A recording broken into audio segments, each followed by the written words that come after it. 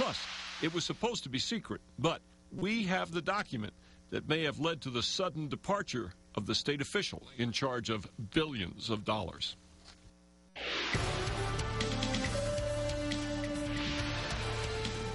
Good evening. State Investment Officer Gary Bland suddenly resigned today. He said nothing about why, but we have learned that he may have quit to avoid being fired. News 13's Alex Tomlin has more.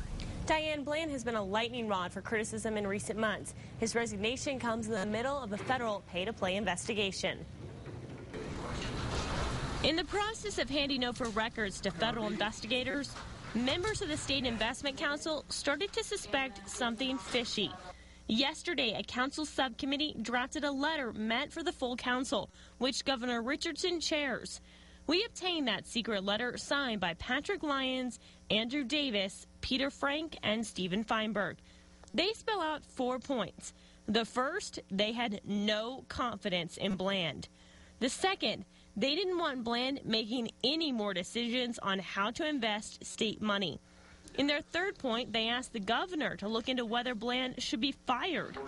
Finally, they asked that the full State Investment Council review and investigate all dealings done by Bland. In his resignation letter to the governor, Bland did not explain why he suddenly quit. But the timing, along with this letter, is hard to ignore. So why all the scrutiny on Gary Bland?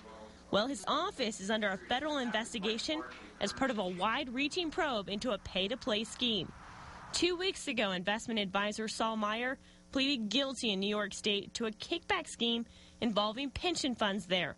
He also admitted to defrauding the state of New Mexico while advising the Investment Council on where to put its billions of dollars. He said he was pressured by politically connected New Mexicans to use certain investment companies, but didn't name names. As part of his plea agreement, Saul Meyer is helping federal authorities with its investigation in New Mexico, but federal investigators refuse to release any names at this point.